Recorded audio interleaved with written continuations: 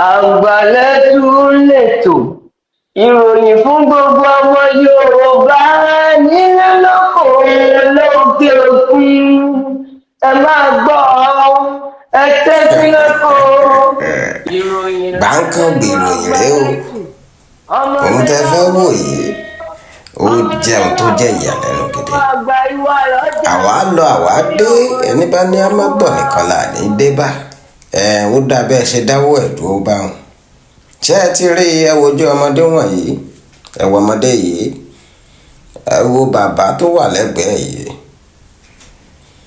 níbì kan lápá ibì kan nílẹ̀ Nàìjíríà yìí náà ni. ìwọ lè pé lókè ọ̀yà,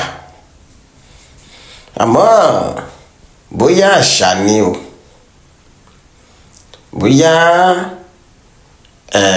ẹ̀sìn ni o, tàbí bó ti yẹ kó rí ni gẹ́gẹ́ bí ìwà ọmọ ènìyàn.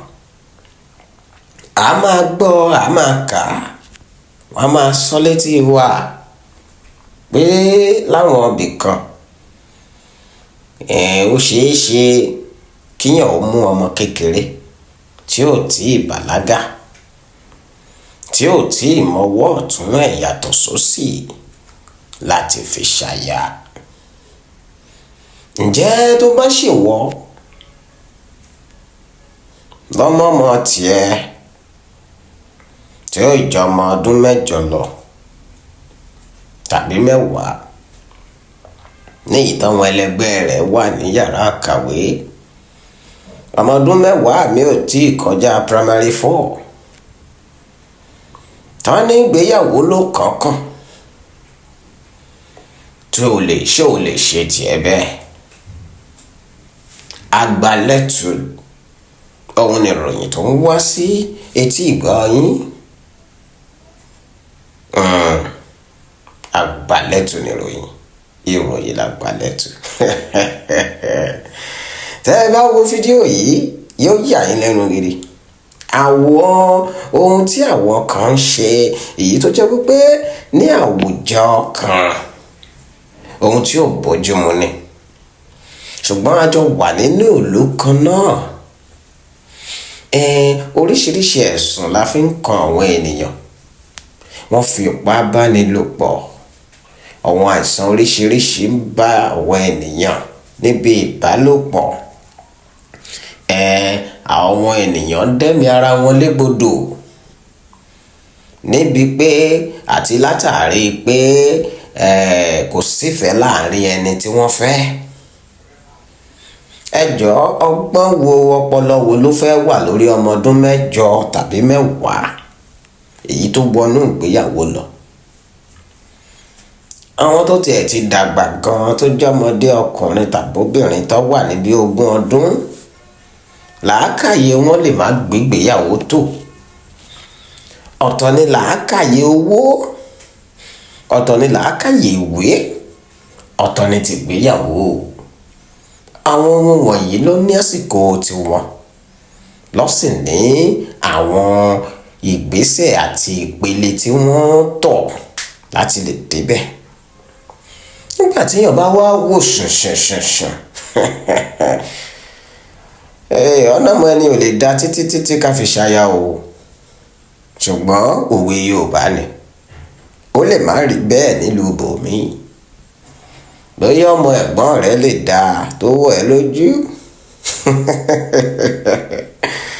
bàdá Wálé, ọmọ ẹ̀gbọ́n yín tó ṣe pọ̀ ọmọ ọdún mẹ́wàá, ẹ bá lè fẹ́ dáná fún un, àbí bọ̀dá Ràsákì ní ká sọ ni. orúkọ yòówù ká jẹ́. àmọ́ ohun tí ò dá o, ọlọ́kùn ọrùn kò yẹ ẹdìyẹ. ohun tí ò dá kò dá ní oúnjẹ. ṣé ẹ rọmọdébìnrin tẹ̀ ń wò yìí àti ọ̀gbẹ́ni tó wà lẹ́gbẹ̀ẹ́ yìí, ẹ wò wọ́n dáadáa. wọ́n ti ń play fídíò yìí fún yín. wọ́n ti dọ́kọ àtìyàwó nìyẹn o. ṣé ẹ rí pọ́nmọ yẹn ó kéré jọjọ. ọmọ yẹn kéré tó bẹ́ẹ̀ gẹ́ ẹsẹ̀ rẹ̀ gan kò lè dúró kó bọ́kùnrin yẹn dọ́gba. ìyẹn ní láti wá sísàlẹ̀ kọ́mọ yẹn wà lókè. Ẹ wòran wọ́n ti ń ṣe nù o. Àwọn àṣà báyìí ayé ti lajú jù báyìí lọ. Ó yẹ kọ́mọ yìí wà nílé ìwé ni. Arákùnrin yìí àwọn ẹgbẹ́ rẹ̀ kún ta tọ́jú obìnrin. Ẹ lè pè láṣà o ṣùgbọ́n ohun tí ò bójúmu ni. Ìlú Ghana la wà yìí. Ìlú Ghana rèé, ẹ wo fídíò eléyìí náà. Ó fi ara pẹ́ra. Òun jọ òun la fi ń wéwu. Ìròyìn àgbàlẹ̀tù lẹ́ ń gbọ́ lọ́wọ́, òun lẹ́sìn ń wò. Àgbàlẹ̀tù nìròyìn. Ẹ wo ṣe é rí arákùnrin kan nílùú Ghana, PM ni.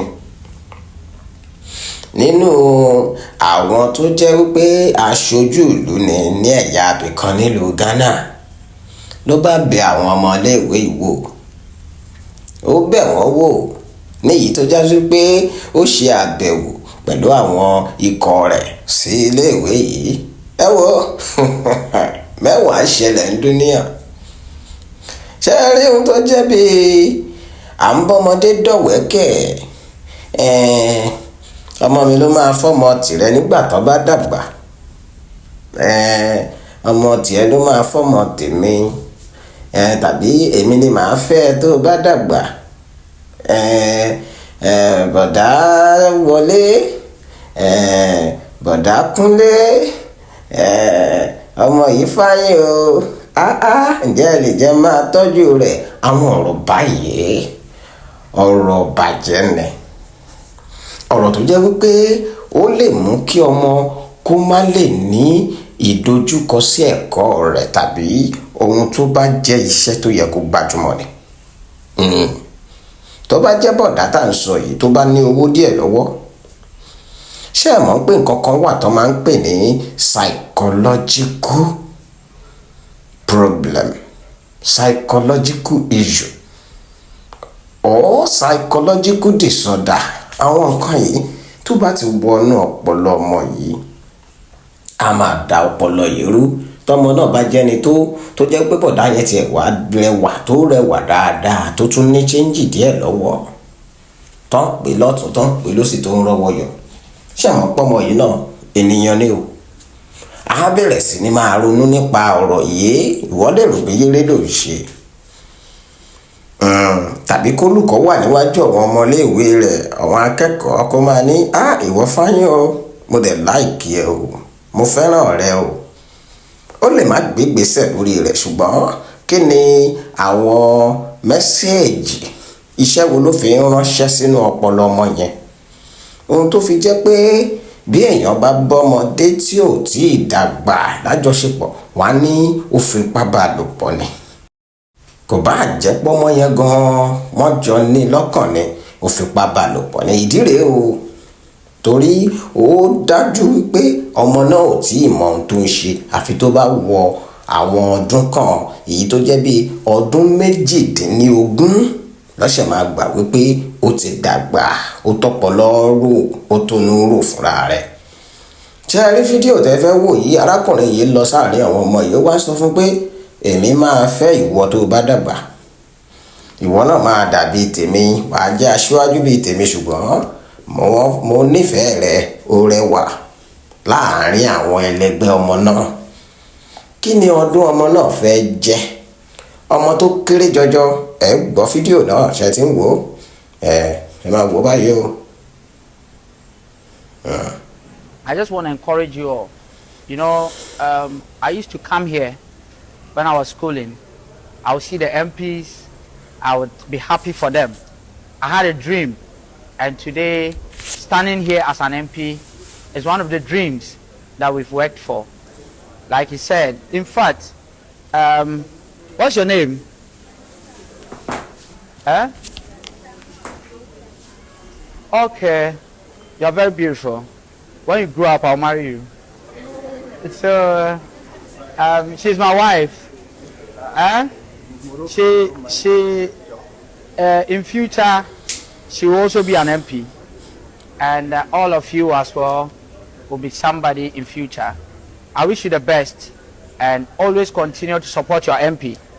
they've said a lot about your MP. I always see him as one of the gifts that Ghana has. I'm an MP in Ashanti region. Òun lẹ ti rí yẹn o, ohun tí ò dáa kò dáa ló ń jẹ́, kò lórúkọ méjì.